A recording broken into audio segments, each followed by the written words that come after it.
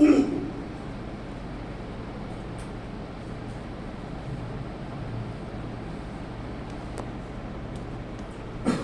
صدر، معزز مہمانان عزیز اور حاضرین جلسہ،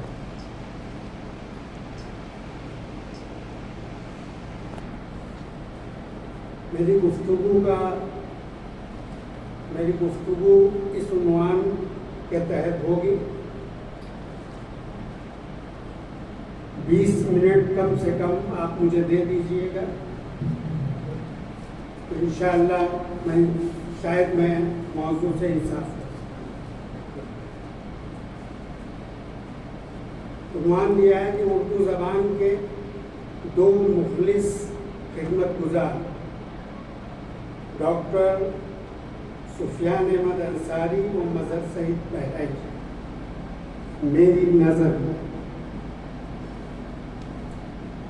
آج کے اس ادبی پروگرام میں شرکت کے لیے میں انجمن فروغ ادب بہرائچ اور اس کے معاونین و مخلصین کا شکر گزار ہوں، جنہوں نے مجھے اس ادبی تقریب کا حصہ بنایا۔ اس میں جہاں ایک طرف نثر و نظم پر مشتمل ڈاکٹر سفیان احمد انصاری و مظہر سعید علی کے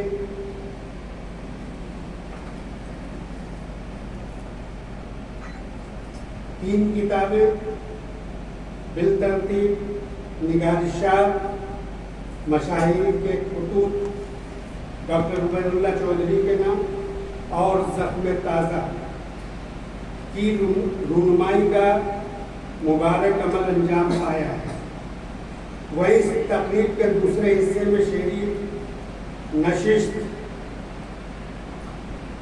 بعنوان بقول ڈاکٹر سفیان انصاری آل انڈیا مشاعرہ بھی منعقد کیا گیا۔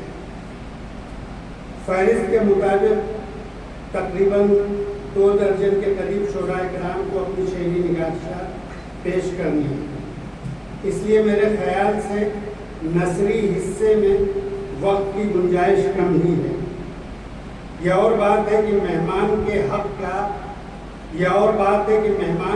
کا تصرف کرتے ہوئے میں اجرا تقریب کی بنیادی حیثیت کے پیش نظر کچھ وقت آپ حضرات سے مستعار لے لیں۔ محترم حاضرین، اس ادبی تقریب کے حوالے سے دل تو یہی چاہتا تھا کہ آج اس اجرا تقریب میں صرف اور صرف ادیب و محقق مولانا ڈاکٹر سفیان احمد انصاری اور منفرد لب و لہجے کے شاعر مظہر سعید کی ادبی و شعری تخلیقات اور ان کی خدمات پر سیر حاصل گفتگو ہوتی، تاکہ آپ تمام شرکائے محفل کے روبرو مذکورہ کتابوں کے مصنف و شاعر کا ادبی مقام واضح ہوتا۔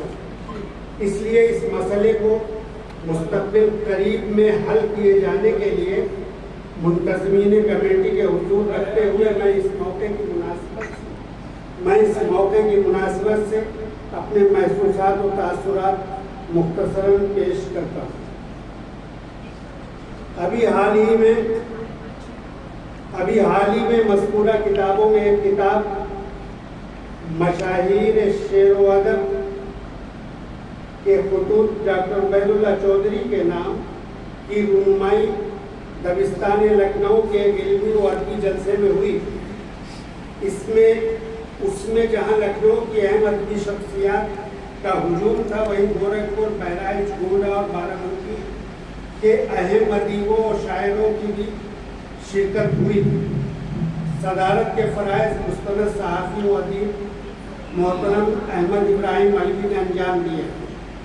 اس محفل کا ذکر خیر میں اس لیے یہاں کر رہا ہوں کہ آپ حضرات کے سامنے یہ حقیقت واضح ہو جائے کہ آپ کے دیار کی ادبی و تنقیدی خوشبو ڈاکٹر سفیان انصاری کے اکتسابات کی شکل میں دبستان لکھنؤ کے اہم حلقوں تک پہنچ چکی ہے۔ مذکورہ اجرا تقریب میں اس خاکسار نے بھی ڈاکٹر سفیان انصاری کے معیار نقد پر مذکورہ اجرا تقریب میں اس خاکسار نے بھی ڈاکٹر سفیان انصاری کے معیار نقد پر تفصیل سے اظہار خیال کیا. اس لیے آج اس موقع پر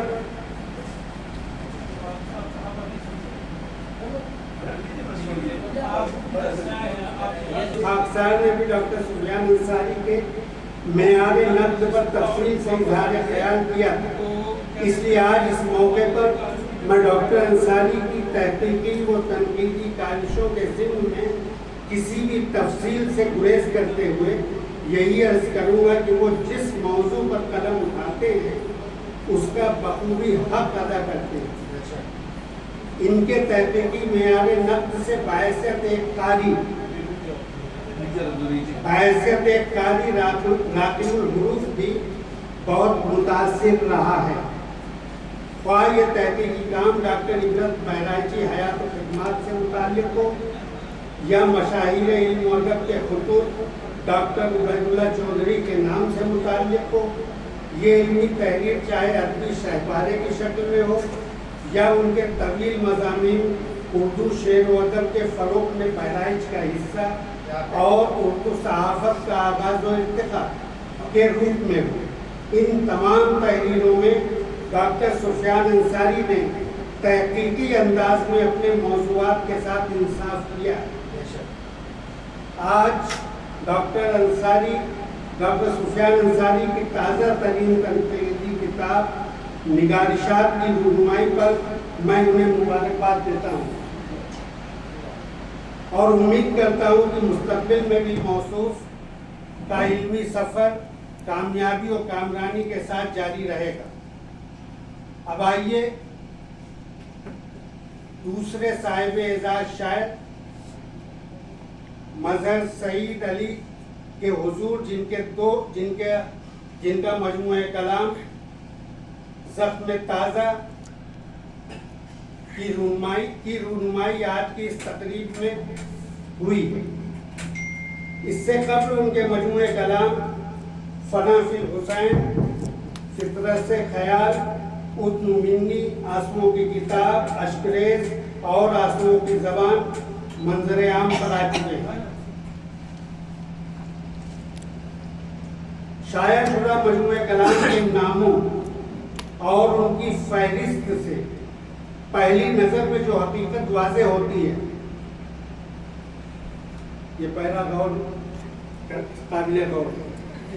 شائع شدہ مجموعہ کلام کے ناموں اور ان کی فہرست سے پہلی نظر میں جو حقیقت واضح ہوتی ہے کہ وہ زخم آنسو، اشکریزی، تشنگی، فنا و بقا اور شہادت کی خوشبو کے شاعر ہیں. ساتھ ہی وہ کثیر الاصناف مجموعہ ہائے کلام کے بھی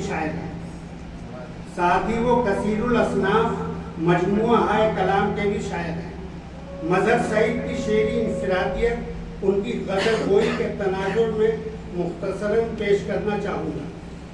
قبل اس کے کہ میں مظہر سعید کی غزل گوئی کے امتیازی خصائص پر روشنی ڈالوں، بہتر ہوگا کہ یہ دیکھا جائے کہ خود شاعر اپنے فنکاروں اور شعری اظہار کے بارے میں کیا رائے رکھتا ہے. یہ اشعار اس حوالے سے قابل غور ہے. میں نے لی سانس کی آہستہ دمے شیشہ گلی، مجھ کو تب جا کے غزل کا یہ ہنر آیا. میں اپنے شعروں کی تاثیر کو سمجھتا ہوں، مہکتے پھولوں پہ خوشبو مجھے لگانا نہیں.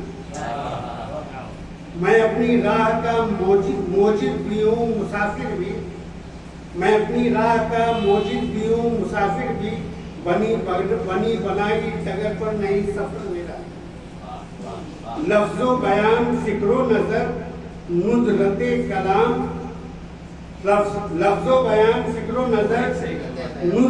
کلام، آندھی میں سب چراغ ہمارے جلا کیے.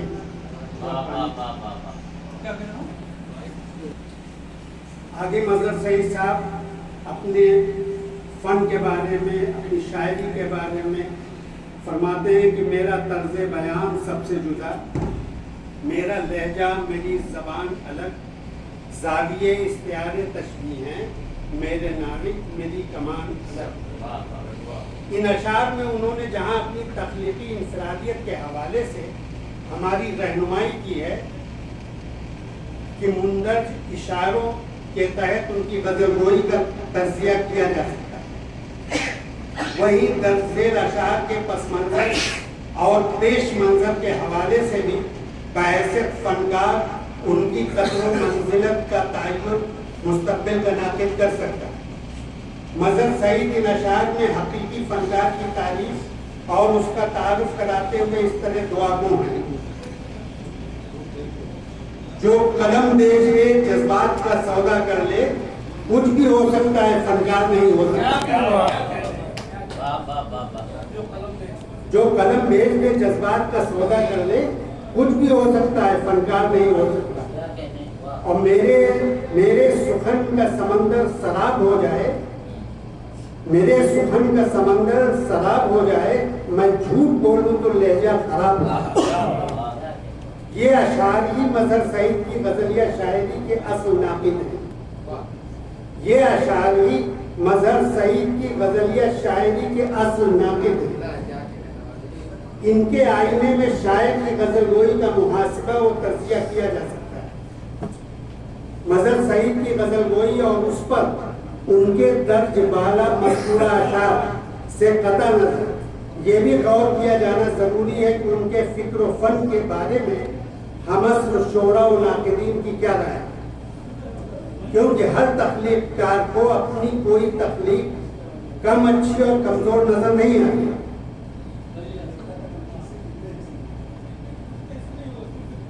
ان مذکورہ اشعار سے قطع نظر یہ بھی غور کیا جانا ضروری ہے کہ ان کے فکر و فن کے بارے میں، اس جملے پہ غور کریں کہ ان کے فکر و فن کے بارے میں ہمعصر شعراء و ناقدین کی کیا رائے ہے، کیونکہ ہر تخلیق کار کو اپنی کوئی تخلیق کم اچھی اور کمزور نظر نہیں آتی۔ اس کی اصل قدر و قیمت کا اندازہ اور تعین دوسرے اہل نقد ہی کرتے ہیں۔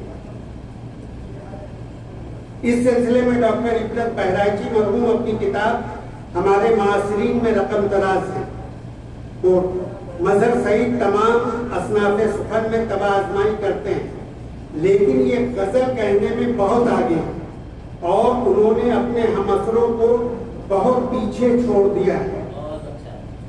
معروف ادیب سید گلزار جعفری اپنے مضمون بعنوان مظہر سعید فن و شخصیت میں تحریر فرماتے ہیں، بہرائچ کی سرزمین یوں بھی ادب کے مہپاروں سے خالی نظر نہیں آتی، مگر مظہر سعید بہرائچ کے ان گنت ادبی ستاروں کے درمیان بدر منیر کی حیثیت رکھتے ہیں۔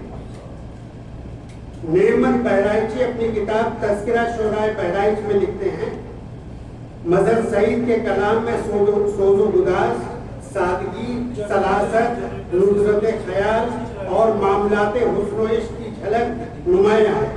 کلام کی پختگی، زبان کی پاکیزگی اور اسلوب کی جاذبیت کے مقابلے میں عمر بہت کم ہے۔ آخر میں ڈاکٹر سفیان احمد انصاری اپنے طویل مضمون اردو شعر و ادب کے فروغ میں بہرائچ کا حصہ میں مظہر سعید کی شاعرانہ صلاحیتوں کے بارے میں کیا رائے رکھتے ہیں، وہ بھی ملاحظہ فرما لیں۔ مظہر سعید نے مصروفیات کے باوجود اپنے علمی اور فکری جوہر کو مزمحل نہیں ہونے دیا اور شعر و ادب سے اپنا رشتہ بھی منقطع نہیں کیا، بلکہ ابھی بھی ان کا شعری سفر شباب پر ہے۔ برجستہ گوئی بلا کی اللہ نے عطا فرمائی۔ معزز حاضرین، اب ایک ادب کے طالب علم کے حیثیت سے میں خلیل احسن مظہر سعید کی شعری انفرادیت، ان کی غزل گوئی کے حوالے سے آپ کے حضور پیش کر رہا ہوں۔ اس پر بھی میں چاہتا ہوں کہ کچھ گفتگو ہو جائے۔ مظہر سعید کی غزل روایت کی پاسداری کے ساتھ جدت ترازی کا اعلیٰ نمونہ ہے۔ دیکھیں ڈاکٹر صاحب، مظہر سعید کی غزل روایت کی پاسداری کے ساتھ جدت ترازی کا اعلیٰ نمونہ ہے۔ یہ جدت ترازی زبان و بیان کے حوالے سے بھی ہے اور نفس مضمون کے تنوع کے اعتبار سے۔ انہوں نے اپنے اشعار میں روایتی رموز و علائم اور مخصوص لفظیات و تراکیب جو کلاسیکی غزل کا اہم حصہ تھی ان پر مکمل انحصار نہ کرتے ہوئے موجودہ عہد کی لفظیات اور آج کی علامتوں، تشبیہوں اور استعاروں سے اپنی شاعری کا خمیر تیار کیا اور اس لسانی خمیر سے غور فرمائیں، اور اس لسانی خمیر سے گوندھا ہوا شعر جب تخلیق ہوتا ہے تو اس کا فطری ذائقہ قارئین کی پسند کا سبب بنتا ہے، اور اس طرح تخلیق کردہ یہ اشعار جہاں شاعر کی جدت طبع کے مظہر ہوتے ہیں وہیں غزل کی روایات کی توثیق کرتے بھی نظر آتے ہیں۔ ان اشعار سے آپ بھی لطف اندوز ہوں جن میں ندرت کلام کے حسن کے ساتھ ساتھ فکر و نظر کے اعتبار سے ایک جہان معنی پوشیدہ ہے۔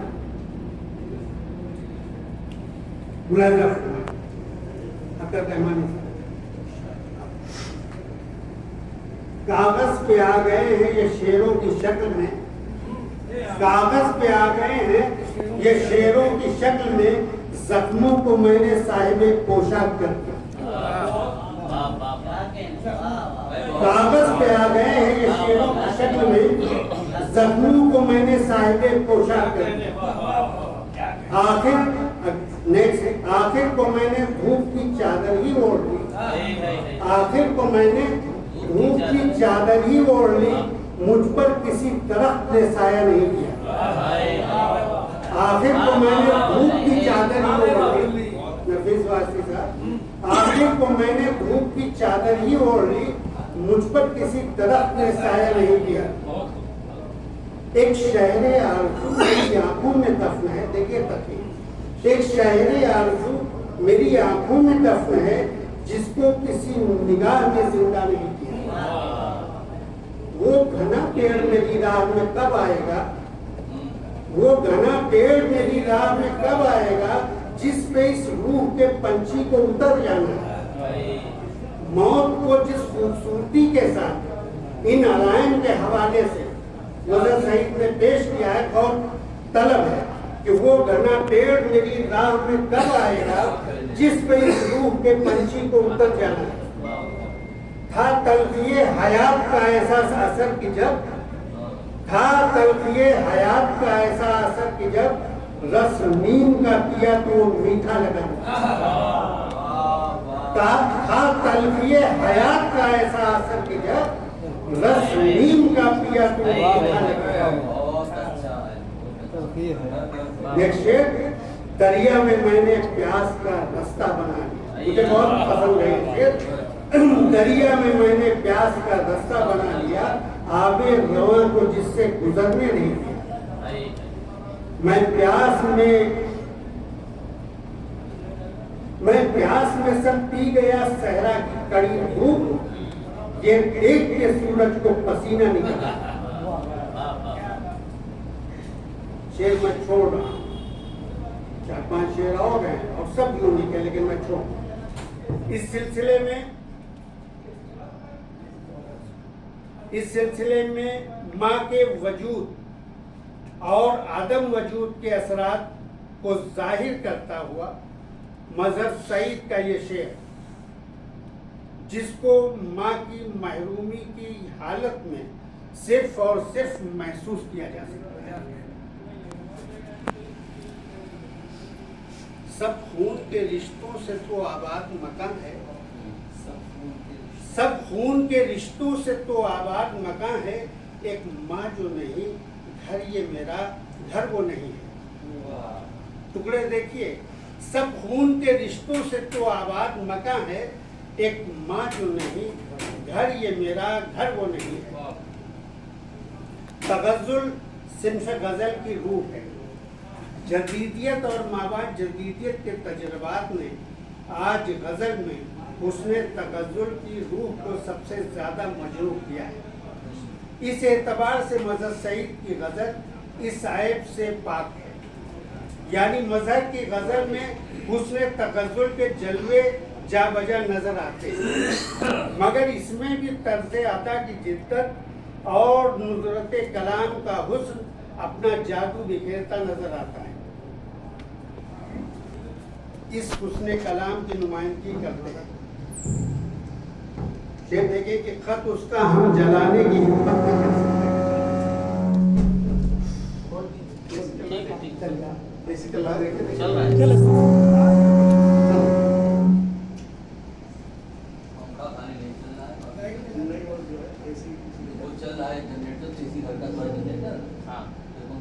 ملاحظہ فرمائیں مجیب بھائی جی.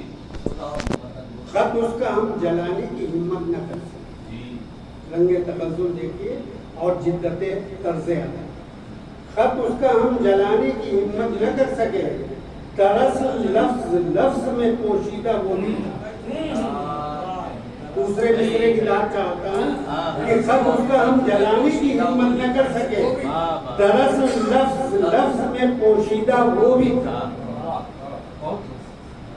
جہاں بھی دیکھا مجھے مسکرانے لگتے ہو، جہاں بھی دیکھا مجھے مسکرانے لگتے ہو، مجھے چراغوں کو پھر سے جلانے لگتے ہو.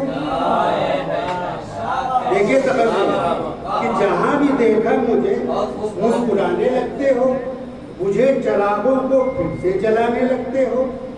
اے پیکرے غزل وہ زمانہ بدل گیا، اے پیکرے غزل وہ زمانہ بدل گیا، اپنے حسین جسم سے زیور اتارتے. اے پیکرے غزل وہ زمانہ بدل گیا، اپنے حسین جسم سے زیور اتارتے. میری سانسیں بدن کی قید میں ہیں. بہت خوبصورت شعر ہے کہ میری سانسیں بدن کی قید میں ہیں، اس سے چھوٹے تو اپنے گھر جائیں. میری سانسیں بدن کی قید میں ہیں، اس سے چھوٹے تو اپنے گھر جائیں. ان خصوصیات کے علاوہ میری سانسیں بدن کی قید میں ہیں، اس سے چھوٹے تو اپنے گھر جائیں، اس سے چھوٹے تو اپنے گھر جائیں. ان خصوصیات کے علاوہ مظہر سعید کی غزل میں تلمیحات و اشارات کے ضمن میں کربلا کی تلمیح اور اس کے اشارات و کنایات مختلف حوالوں سے جا بجا نظر ہیں. اور اس سے شاعر نے اپنے غزل کے مضامین میں تنوع اور وسعت دی ہے. واقعات کربلا کے حوالے سے جن لفظیات و اصطلاحات کا خلاقانہ استعمال بار بار کلام میں ہوا ہے وہ اس طرح: پیاس، تشنہ نمی، پانی، دریا، صحرا، ریت، زبان خوش، تبسم اصغر، نیزہ، سر نیزہ، علم، دشت، چراغ، آندھی، اشک، سمندر، زخم، گلاب، تہتے، بے زبانی، خیمہ جاں، قطرہ خون وغیرہ. اس قبیل کے کل منتخب اشعار پیش خدمت. کتنی پستی میں ہے قاتل میرا یہ دیکھنے کو، کتنی پستی میں ہے قاتل میرا یہ دیکھنے کو، میں تہے دیکھ سے ابھرا سر نیزہ نکلا. کتنی پستی میں ہے قاتل میرا یہ دیکھنے کو، میں تہے دیکھ سے ابھرا سر نیزہ نکلا. موجیں اچھلیں تو میرے سوکھے لبوں تک، لیکن موجیں اچھلیں تو میرے سوکھے لبوں تک، لیکن میں نے قطرہ نہ پیا، پانی کو پیاسا رکھا. پانی کو پیاسا رکھنا یہ آپ ہی کا حصہ ہے. موجیں اچھلیں تو میرے سوکھے لبوں تک، لیکن میں نے قطرہ نہ پیا، پانی کو پیاسا رکھا. پھونکوں سے تو چلا ہے تجھا بھی میرا چرا، پھونکوں سے भूखों से तू चला है बुझाने मेरा चरा, ये काम आदमियों को भी करने नहीं दिया। भूखों से तू चला है बुझाने मेरा चरा, ये काम आदमियों को भी करने नहीं दिया। और ये शेर, दरिया में मैंने प्यास का रास्ता बना दिया, दरिया में मैंने प्यास का रास्ता बना लिया, आबे रवा को जिससे गुजरने नहीं दिया। फिर यही होगा कि मैं और महक उठूंगा। शेर देखिए, खूबसूरत शेर है, तासीर से पुरतासीर, कि फिर यही होगा कि मैं और महक उठूंगा, शाख से तोड़ के नेज़े पे सजा दे। फिर यही होगा कि मैं और महक उठूंगा, शाख से तोड़ के नेज़े पे सजा दे मुझको। अब देख नेज़े पे ही तेरे मेरा सर ऊंचा है, तूने खुद अपने ही मुंह की सितंबर खाई। मुहावरे का देखिए कैसा खूबसूरत नज़्म किया है कि मुंह की खाना, देख नेज़े पे ही तेरे मेरा सर ऊंचा है, तूने खुद अपने ही मुंह की सितंबर खाई। अभी तलक डॉक्टर उबैदुल्लाह चौधरी, अभी तलक ये फसियाने वक्त है खामोश, अभी तलक ये फसियाने वक्त है खामोश, जवाब ला न सके मेरी बेजुबानी का। अभी तलक ये फसियाने वक्त है खामोश, जवाब ला न सके मेरी बेजुबानी का। कत्ल सूरज का करके सहरा में रात ओढ़े है तीरगी की शाम, कत्ल सूरज को करके सहरा में रात ओढ़े है तीरगी की शाम। इस सिलसिले को आगे बढ़ाता हुआ ये शेर कि फिर अंधेरा नसर उठाए कभी, फिर अंधेरा नसर उठाए कभी, रोशनी आज इतनी कर जाए। और दरिया कदमों में था पड़ा लेकिन प्यास ने फैसला नहीं बदला, दरिया कदमों में था पड़ा लेकिन प्यास ने फैसला नहीं बदला। अब गुप्त अंधेरों में मेरा कत्ल छुपाए न छुपा। इस पैदा का आखिरी शेर कि गुप्त अंधेरों में मेरा कत्ल छुपाए न छुपा, मेरे हर कतरे खून से वो तजल्ली निकली। गुप्त अंधेरों में मेरा कत्ल छुपाए न छुपा, मेरे हर कतरे खून से वो तजल्ली निकली। इन मखसूस तलमीहात और इशारात के अलावा ये तलमीहात भी हमारी तारीख का हिस्सा हैं, जिनसे फैज़ उठाते हुए ये अशार तख्लीक किए गए हैं। ये अशार मजहर सईद के वसी मताले की अम्माजी करते हैं। न जाने उसकी उंगली के इशारे में कशिश क्या, न जाने उसकी उंगली के इशारे में कशिश क्या है कि शक होने से पहले माहे कामिल कांप जाता है। न जाने उसकी उंगली के इशारे में कशिश क्या है कि शक होने से पहले माहे कामिल कांप जाता है। और ये तलमीर भी देखें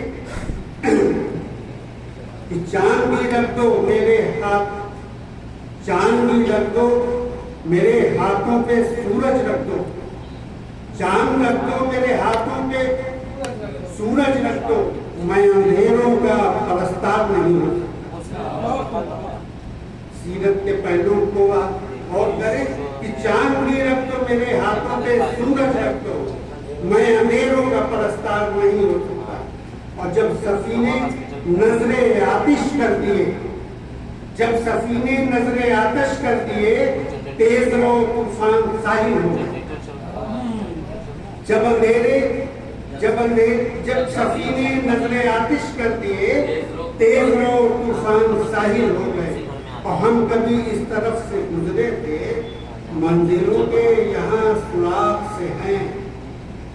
हम यहाँ से हम कभी इस तरफ से गुजरे थे, मंजिलों के यहाँ सुराग से।